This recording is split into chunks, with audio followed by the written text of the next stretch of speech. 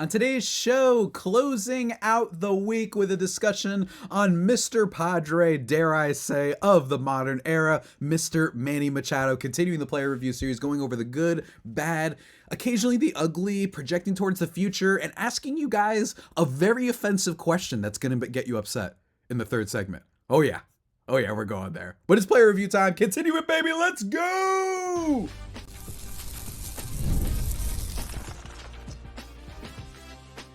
You are Locked On Padres, your daily San Diego Padres podcast. Part of the Locked On Podcast Network, your team every day.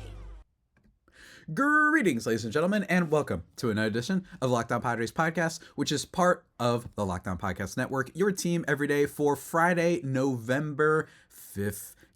As always, I'm your host with sometimes occasionally, but certainly not always the most, Javier Reyes. You can follow me on Twitter/X at Javipeno, Javiipeno. I've also started a Blue Sky account, just because I don't know if everybody's been around, and this is not, you could follow me on whichever one, but I also have that there, and I've been cross-posting a little bit, so go check that out, guys, and also at LO_Padres for the show account and for updates, ladies and gentlemen. I've been slowly getting back into the swing of things, and let me tell you, yes, I'm still rocking my little Kirby football sweater. I don't know why, it's been a vibe lately. What can I say?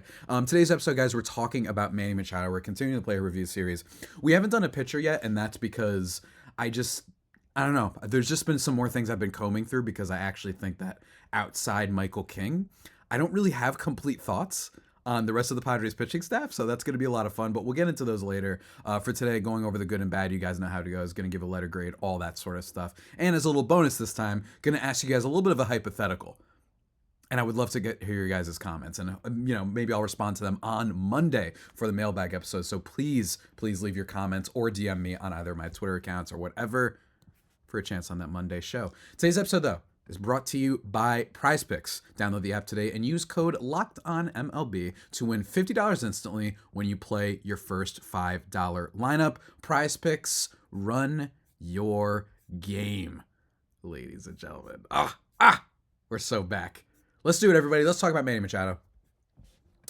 I feel like one of the things that happened last year is I got really mean when talking about Manny Machado last year. I described him as being, in my opinion, one of the most disappointing players because while I know a lot of you are now thinking to yourselves, well, Javi, he was hurt. He was hurt this year, and I don't know how much of last year he was hurt, right? And that doesn't excuse an entire bad season. I understand he ends up getting the surgery, but so did he play the entire season with this issue? It's just kind of a little bit unclear. This year, though, it was a lot more clear, especially in the beginning of the season. But in terms of the whole season, Manny Machado finished with a slash line of 275, 325, 472, a 122 WRC plus, and 3.6 wins above replacement. He also chipped in 11 steals, by the way. Slowly, past couple of years, he shows off the wheels every now and then. Had a really good base running season, I will say, for my guy. He had some moments. And then 29 home runs, nearly eclipsing 30. He basically every season with the Padres, discounting obviously 2020, has been a 30-ish home run guy, like basically close to that. He hit 29 this year, and taking into account how bad he was at the start, I imagine that really impacted it a great deal. But I think that there's so much to get into with Manny. I really, really, really do. And I think that what's so interesting is that he is at that stage of his career where I'm not saying that he's bad, but you have to start preparing yourself for the fact that you're probably not getting that 7-win Manny Machado season again, at least by FanGraphs wins above replacement. You're probably not getting that again. And one of the reasons for that, which we're going to talk to, there's a bunch of reasons for that, but if you look at that year, 382 expected weighted on base, and then 338 expected weighted on base, that suggests that he did get a little bit lucky. Now, don't get me wrong, he's still a great player, so that's why I wasn't concerned about it, because it's not like this came out of nowhere. But with Manny Machado, let's start with the good, right? Before we get into the bad, because he is a very difficult player in a lot of ways for me to evaluate. The first thing, though, that I have to talk about is, I think that this is a good thing, is that the beginning struggles of his season, that there was a reason behind them, right? He had the big surgery in the offseason, and he was still playing to start the season, right? And that's kind of, I think we can chalk up most of this to injury. So that's kind of, I know that this is a weird, almost like backhanded compliment, but it's true. In March and April, Manny Machado had a WRC plus of 96, and then in May, a WRC plus of 75. But after that, and what can only be presumed as him slowly recovering and getting used to, having just, had the surgery and whatnot. In June, 145 WRC plus. In July, 132 WRC plus. In August, 158 WRC plus. And in September, October, 133 WRC plus. So he was awesome basically the entire year after those 3 months. Right? Like, he was awesome. He was fantastic. Still, he barely had any home runs. Right? Like, he barely was hitting for power at all to start the season. And then he was just yeeting them, right? 4 home runs in March and April, and then 1 in May, just to give you an idea, right? Like, he was not hitting for all that much, then 25 home runs the rest of the way, or I think it's 24 home runs the rest of the way. He really picked things up and delivered a really quality season given how bad that it started out, right? He ends up winning the Silver Slugger, which we talked about on yesterday's episode with Millard Thomas when we went over the awards. Go check that episode out. It was a lot of fun. Love Millard very, very much. Send him some kind words on Twitter and whatnot. Send him kind words in his YouTube channel. Do all that sort of stuff.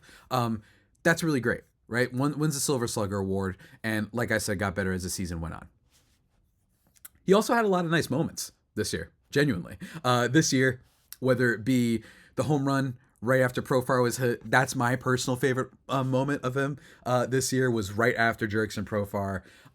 He doesn't get hit, my mistake, but it was against the Nationals. They have that whole beef thing, right? And then after that subsides, Manny Machado gets up there and immediately hits a home run, stares at it for long as heck. Love that moment, right? Like, that was fantastic. The walk-off home run off Paul Sewald against the Diamondbacks, that was great. The home run in Seoul to be in the season when it was a high-scoring, crazy game, but it basically put the game out of reach and basically gave the Padres the W. That was a lot of fun, too. And then lastly, officially, Manny Machado made history. He officially broke Nate Colbert's record. It was expected, but still cool to see. Broke Nate Colbert's record. I believe it was against the Mariners. I could be totally wrong about this. For the most home runs in Padres history. Now, I know the haters, and I know there might be some Dodger fans who are still, hanging out and what have you in the comment section. Not necessarily an all-time player and whatnot, but still, it matters, and it's really cool. This record will probably eventually be broken by Fernando Tatis Jr., right? He's younger, and he'll be with the team for much longer, right? I get that. But overall, still really, really cool, and we love Manny for that, and we love that he was able to produce for us. The other good thing about Manny Machado, one of the things I told you, I've said this many times, introductory stat for when it comes to the advanced crowd, you always want to see the hard hit rate stay steady. So while he has had some other issues elsewhere, this year, all of his quality of contact stuff went up. His expected batting average was up, so he wasn't getting as lucky. His average exit velocity was way up this year.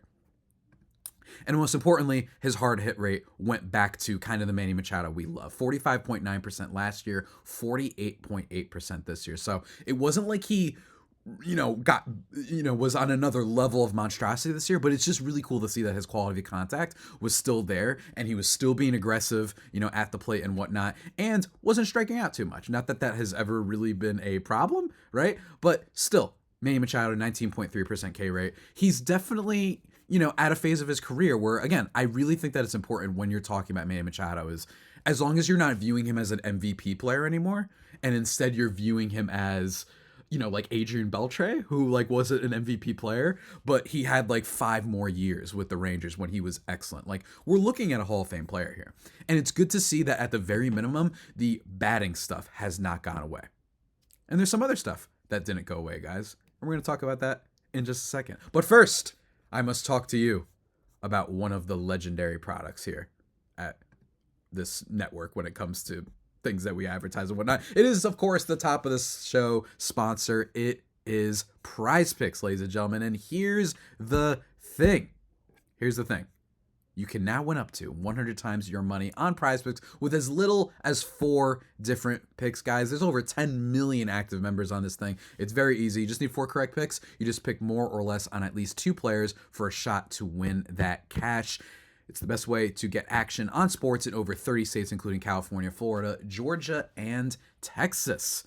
PrizePicks is the only real money fantasy platform with an injury insurance policy as well, so your lineups stay in play even if one of your players get injured. If your player leaves in the first half and doesn't return, let's say we're talking football here, don't worry.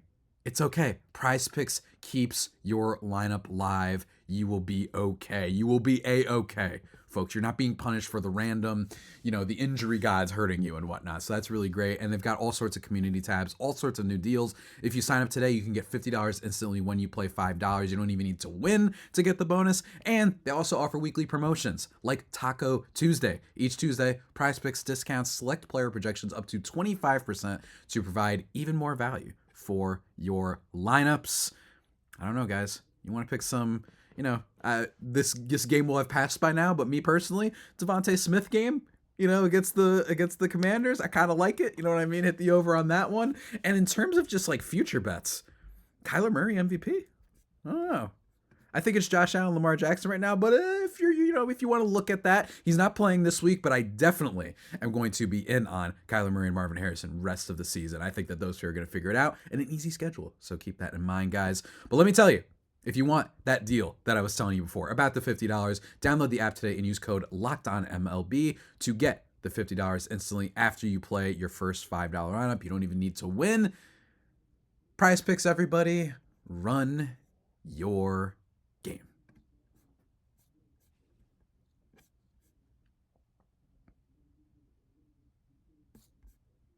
And just like that, everybody, we are back here on the Locked On Padres podcast, thriving and vibing. As always, let's continue the good stuff with Manny Machado, ladies and gentlemen. Another thing that's part of his game that didn't really go away is, of course, the defense. No. I don't care what you statistical mumbo jumbo say. Yes, I understand that on paper, the defense wasn't necessarily as good, at least on paper in terms of the batting statistics and what have you, right? I'm sorry, the advanced statistics and whatnot, right? In terms of this year, it wasn't incredible. 2 defensive runs saved, 0 outs above average. That is a far cry from 2023, which, by the way, is basically all that saved Manny Machado. And that's, by the way, a positive, just to look forward. This is not about 2024, but just in general. It's really cool that at least Manny Machado will provide defensive effort if you weren't very good last year, right? So he had 12 outs above average this year, last year, 0 this year. But the reason I'm bringing this up as a positive is because I don't think that the advanced stats really track Manny Machado well enough. He has some negative, but that's because he had to play shortstop a little bit. In 299 innings, he was good for -4 defensive runs saved, -1 out above average. But by the way, that's always been the case. He's not a very good shortstop. His time in Baltimore, all that stuff, like he just hasn't been as good, I think, overall as a shortstop. He's a third baseman primarily. Not that he can't play it, but it's not his preferred position. I think that a lot of this has to do with early season struggles. I think that early season threw off some of his defensive metrics. I think he wasn't getting to the ball as quickly as he usually does with his range, which is why the outs above average shows that. I think that's just kind of what happened to him this year. So I'm willing to kind of dismiss that because he still showed a lot of highlight reel plays, whether it be in the playoffs, against the Braves, making some really good defensive stops. He still had some moments, some great catches around, in foul territory, going over the fence, whatever that's called, right by the net, I should say, actually. I think that the defense is still is okay. Now, I don't know if he's ever going to be able to deliver, say, a plus season platinum glove the way that Fernando Tatis Jr. did, right? I still think that that the upside defensively is still there. I don't know if there's like upside with Manny Machado defense anymore, but I just think that what we saw this year, he still had the goods. He still has the arm and all of that stuff. And I think that a lot of the early season stuff kind of, what's the word? It kind of inflated or deflated, I think, some of his defensive statistics. So I thought that was really good. And in general, I think that one of the funniest parts about looking at Manny Machado's season is he was still one of the best third basemen, despite all the things that we've been talking about in all of baseball this year. Don't get me wrong, he wasn't the best. In terms of total F4 this year, he was 7th among all qualified third basemen, with Eugenio Suarez, Jazz Chisholm, Alex Bregman, Rafael Devers, Matt Chapman, and Jose Ramirez up there.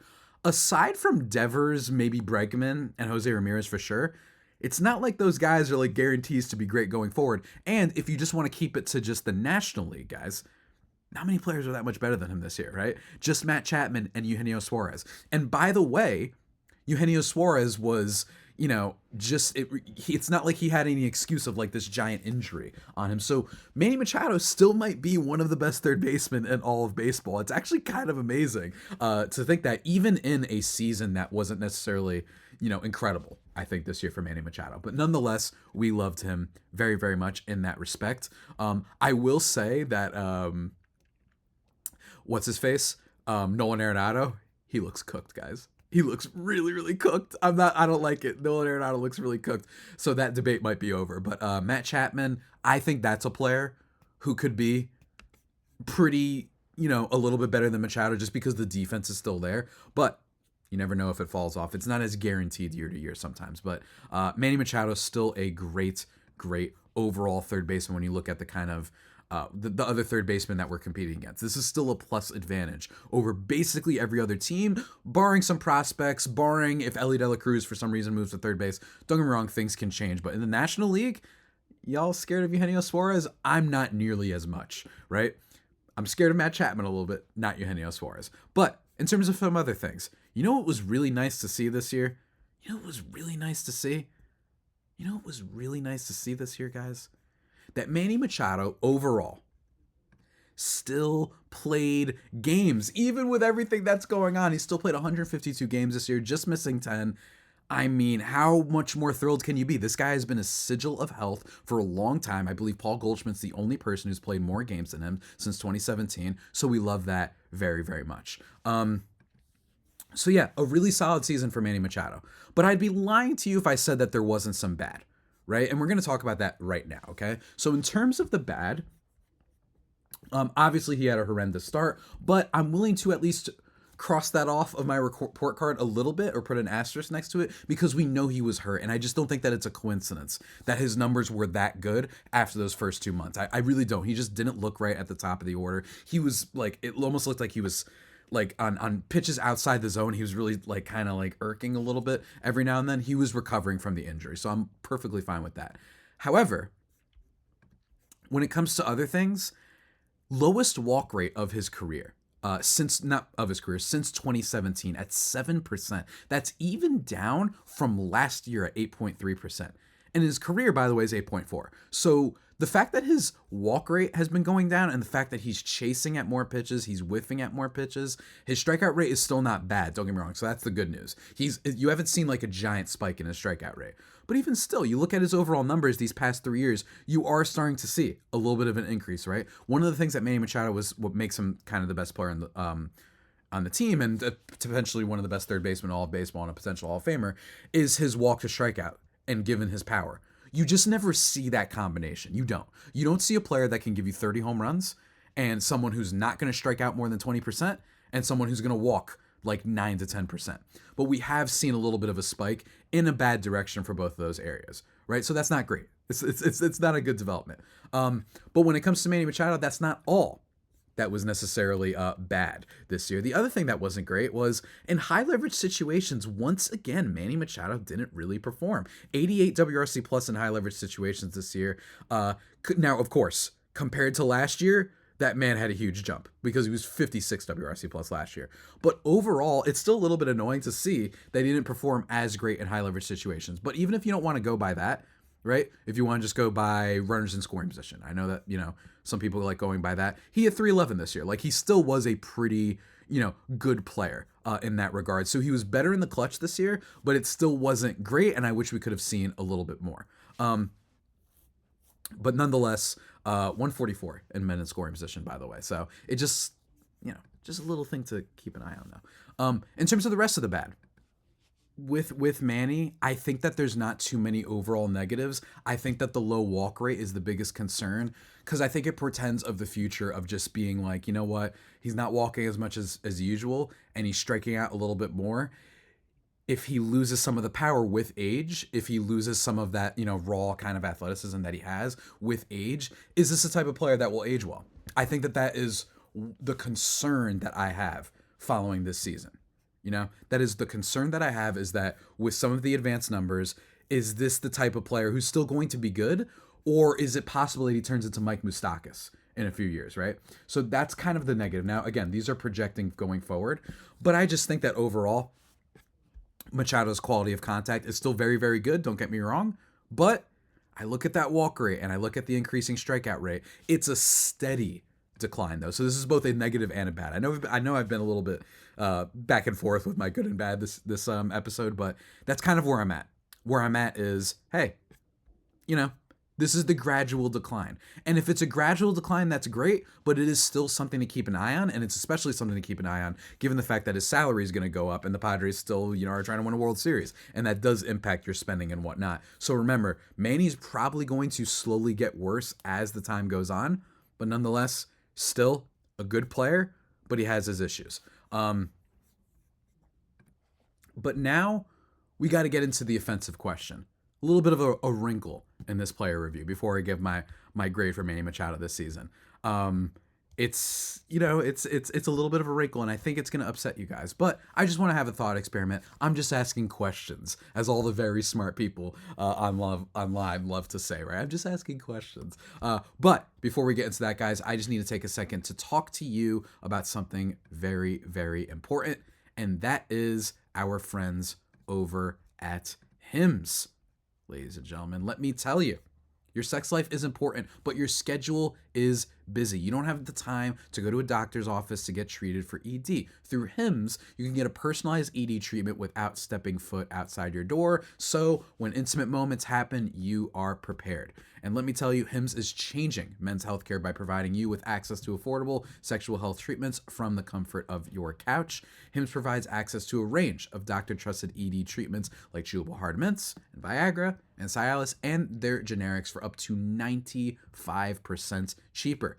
It's 100% online, so there's no need for those uncomfortable doctor's visits. Just answer a series of questions on their site, and a medical provider will determine the right treatment option. If prescribed, your medication ships directly to you in discreet packaging for free. No insurance is needed, and one low price covers everything from treatments to ongoing care. With hundreds of thousands of trusted subscribers, Hims, spelled Hims, can help you find the ED option that works for you. Start your free online visit today at hims.com/locked-on. Everybody, that's Hims. Again, HIMS.com/locked-on for your personalized ED treatment options. The products mentioned are chewable compounded products which are not approved by or verified for safety or effectiveness by the FDA. Prescriptions require an online consultation with a healthcare provider who will determine if appropriate. Restrictions do apply. See website for details and important safety information. Subscription required. Price varies based on product and subscription plan. But again, with that out of the way, guys, that little disclosure, let me just tell you one more time. Hims.com, HIMS/locked-on. Go check it out.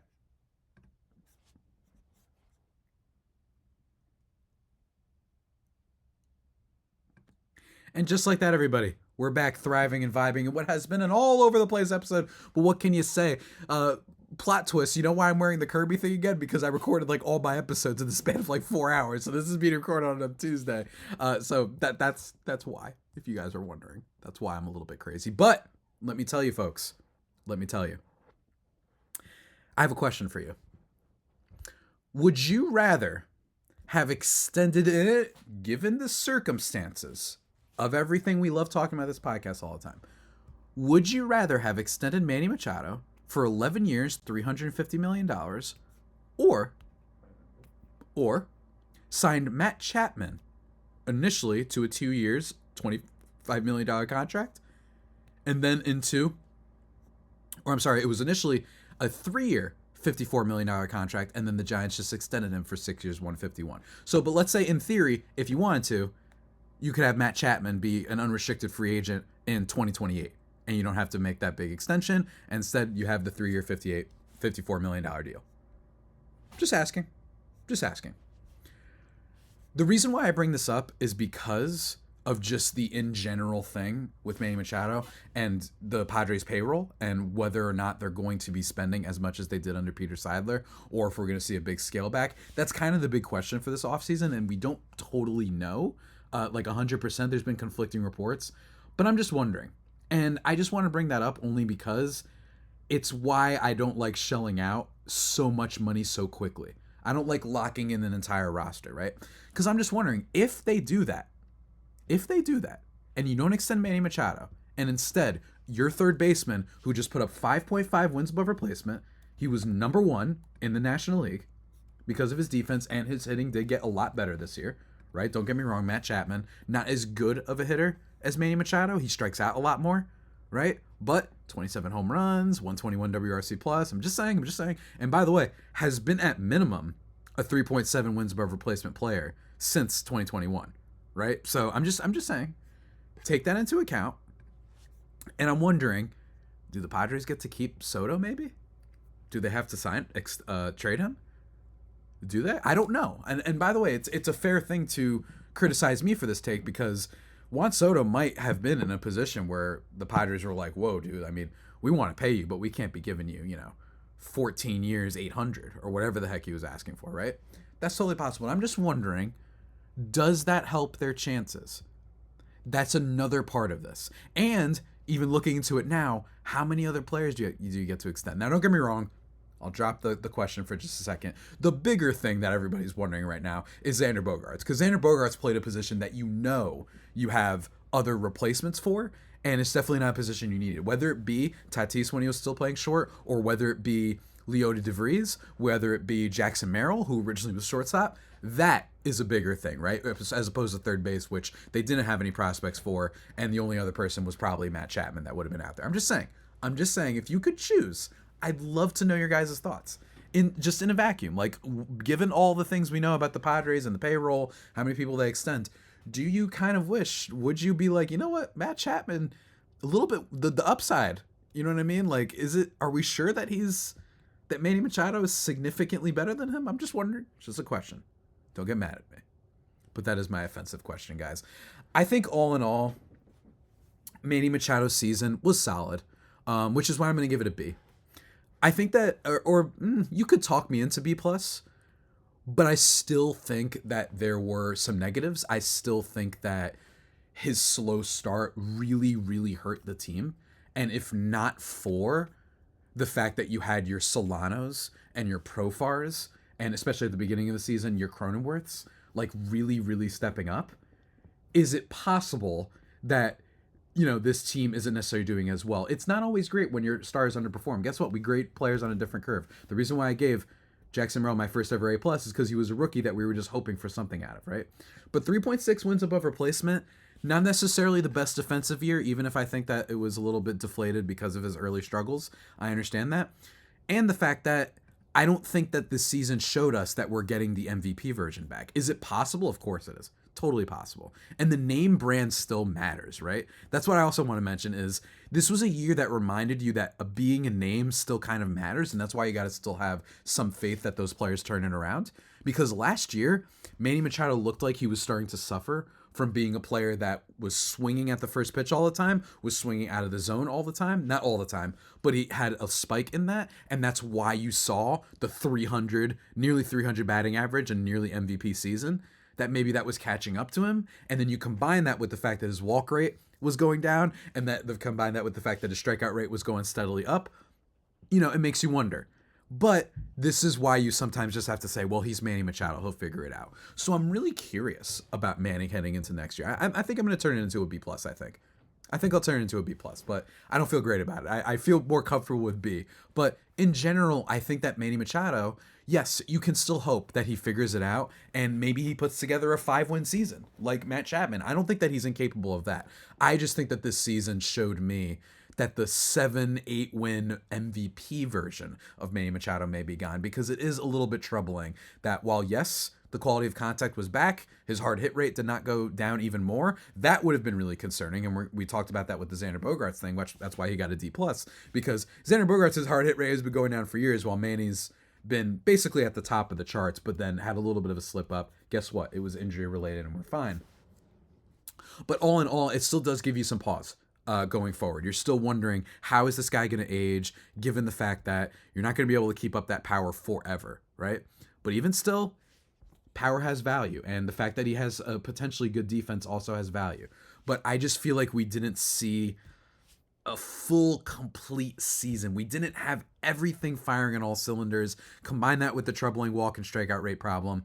Combine that with the fact that it's not like he got severely unlucky. 340 weighted on base, 338 expected. That'll now be his third straight season with an expected weighted on base of 338 or lower, which isn't bad inherently. Let me be very clear. It's not bad, but it just shows you the years before, 376, 385, 343, 369, 360, 366, like that, like upper tier. So I think that we're heading towards the next act of Manny Machado's career. And I'm just wondering, given this team trying to win now, given as many contracts as they have it? Is it a little bit of a failure that this is what he did this year? Is that what you want from a player who, by the way, is going to go up in salary eventually, right? This is the last year of Manny Machado's salary being at $17 million. And next year it's 25. And then after it, it gets scary, ladies and gentlemen. That's why I was asking before about Matt Chapman. It gets to $39 million. Again, this is why they really need to get Roki Sasaki, even though I'm not optimistic about that at all. So, with all that said, guys, that's why I'm giving Manny Machado's season a B, because I think it was very good, and I think that most of it was awesome with the exception of those first 2 months. I still have some questions, and it's still a little bit scary. I'm going back to B+. I don't know. I'm going back to B+, I think, because still, he had a bad start to the season and was mostly injury-related. So I'm going to B+, but I do have questions going forward, and I'm a little bit nervous. I've been watching baseball for a long time, and players like this, you basically have to hope like this is just a Hall of Fame player, right? Hall of Fame player, and he's going to be a 4-win player for the next 4 years, and it'll be okay, even if he is getting overpaid.